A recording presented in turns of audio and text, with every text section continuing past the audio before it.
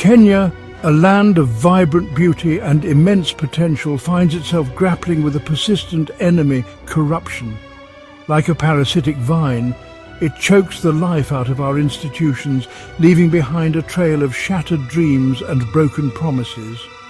From the corridors of power to the everyday lives of ordinary citizens, the stench of corruption permeates every facet of our society. It robs us of our future, diverting resources meant for essential services like healthcare and education into the pockets of greedy individuals. This greed has devastating consequences, leaving millions trapped in a cycle of poverty and despair.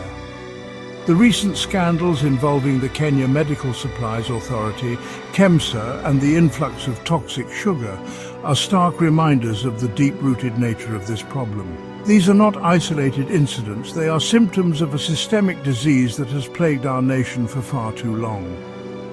The time for complacency is over. We must confront this evil head-on.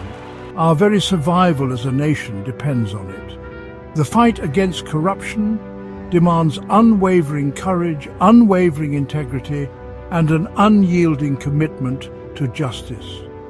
We must hold those in power accountable for their actions and demand transparency in all government dealings.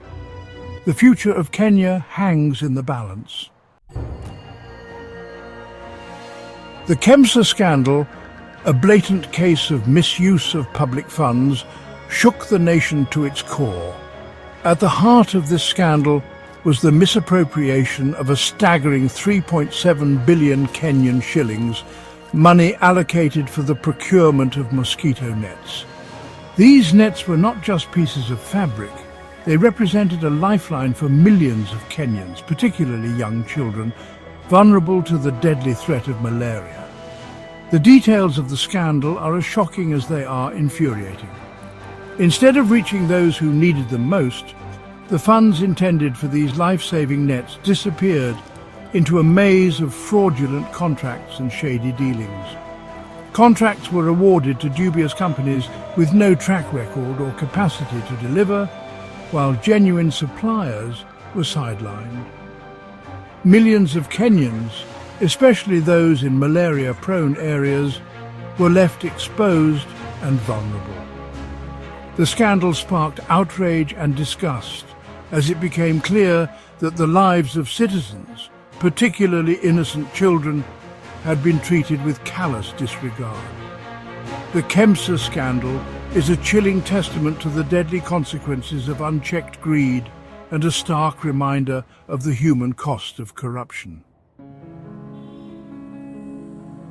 As the scandal unraveled, a cast of characters emerged, each playing a role in this web of deceit.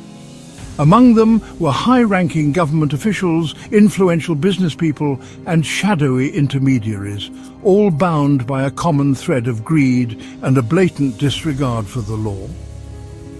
One of the key figures in the scandal is Dr. Josephine Mburu, the former Principal Secretary for Public Health.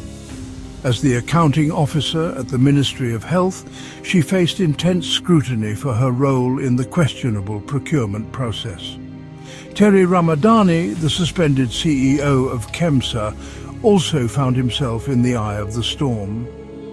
Allegations against Ramadani include accusations of approving irregular payments to companies that failed to deliver the much-needed mosquito nets.